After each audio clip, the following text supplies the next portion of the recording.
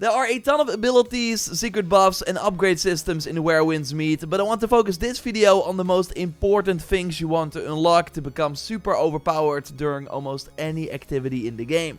Thanks to Everstone Studio for sponsoring this video. Totally check out Where Winds Meet via the link in the video description. Let's start with one of the best attacks in the game that you actually unlock super early, but I now found many ways to make it even stronger. The charged heavy attack for the Nameless Spear. This locks enemies in place and deals an insane amount of damage in rapid succession, amazing to clear out multiple smaller enemies or to use it against a boss when you have a clear window. One perfect moment is when their defense is broken, spin and then do the finisher at the very last moment. But you can also create the window with the Honking Havoc Mystic Art. With this, time will slow down and this creates an amazing opportunity to deal a ton of damage with the spinning attack. Make sure the boss is not in an attacking animation because that will still hit, so it's best to use it when they are recovering and when your endurance is full, so they can unleash the full spin attack. You get the Honking Havoc by going over here on the map and checking the Who's Boss encounter. Simply steal the skill from the goose to learn it, but you will need 70 vitality in order to actually use it. And you earn vitality from the two oddity NPCs. The first one is of course where you start the game, and in Kai Feng you simply click on the Melodies of Peace mention and it will take you to the quest. If you finish that, you can also deliver oddities you find in Kai Feng. So if you then just focus on the line that lets you reach the bonus vitality the quickest, you will have the 70 vitality before you know it, and by doing this you also increase your endurance, which will increase the duration of this charged heavy attack. So always do these insect icons while exploring the map, as it actually makes you way stronger in combat as well. Also for the Infernal Umbrella, being able to stay in the air for longer is super handy. It's overall good to have multiple builds you can switch between depending on the boss or activity, and everything I'm discussing in this video will be handy for any playstyle. While I would first always have a support weapon in the offhand, actually having 2 damage options can be really strong as well, as you can just rely on your potions for health, and you can easily get these. From the back menu, go to quick use and then you will see a list. Now don't buy them, 1800 is a lot. It's way cheaper to craft them because the 2 resources you need cost 100 each. So get the full weekly stock of these resources at both vendors.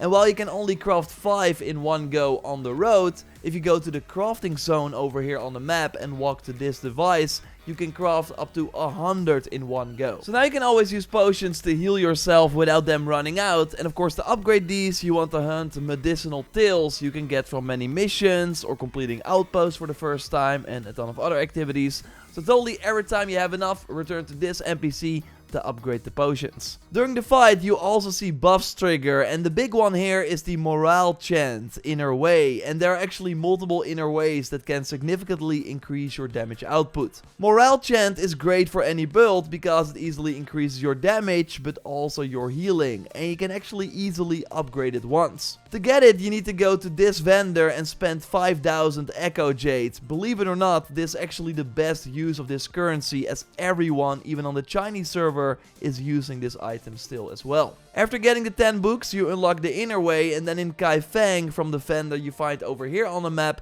you can use 2000 Echo Jades to get 10 nodes, or buy fewer of these nodes if you already have a few.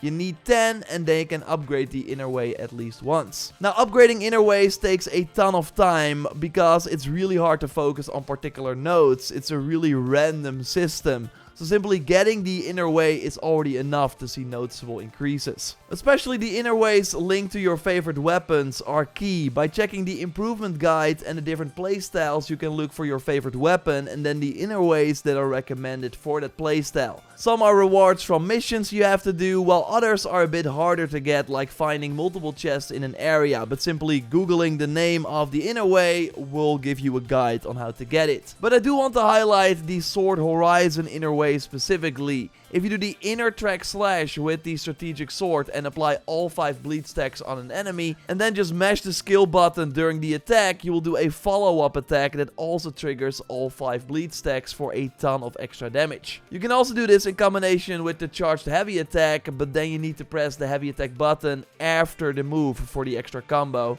It makes the strategic sword one of the best weapons in the game, period. So to get it, enter the Coven shop in Kaifeng over here on the map, and then once you reach the Ghostlight Market, go to this spot on the map. Once in front of this giant structure, go left inside the building and to this NPC, and then you want to buy the unknown old books. I bought them in 10s because it's random how much comprehension you get. In the end I had to buy 25 for the full inner way. And if you need more coins, you can of course get more coins from the season shop if you need it. In the season shop you find a lot of things that can improve your power, like nodes to upgrade your inner ways, materials needed to enhance your gear, and materials needed to break through with weapons. So make sure you buy all of this every week apart from the string of coins. These items restock every Sunday, but in my experience you have enough currency to simply buy it all and then get it again next Sunday. And when you reach solo mode 6, I think you can also start buying the tier 51 gear chests, because this is actually the easiest way to target certain gear sets. Also in the improvement guide you can see gear sets that work best with your playstyle. When you open these gear chests you can select the gear set you want and then only get items from that set.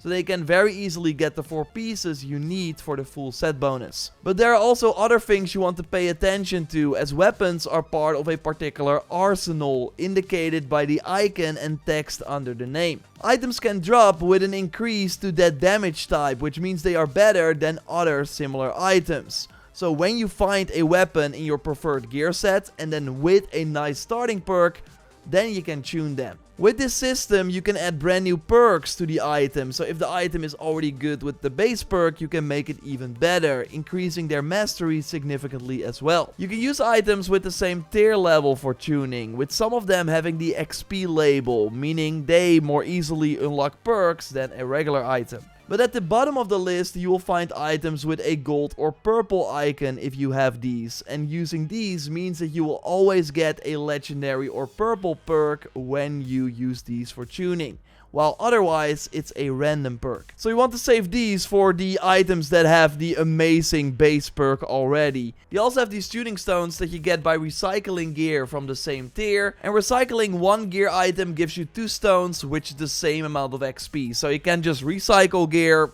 get the stones and use that to upgrade items, apart from the ones with the XP label and of course the gold or purple icon. But before using the items to tune your gear, you want to put the best items you are not using in your arsenal, so fully upgrade that, as that also gives you a lot of extra damage. This also unlocks on solo level 6. The enhance feature is of course also super important to increase your damage and defense. A pro tip for this: buy all the resources like the stones, rocks, fur from the 2 vendors that are mentioned. These are also part of a weekly stock.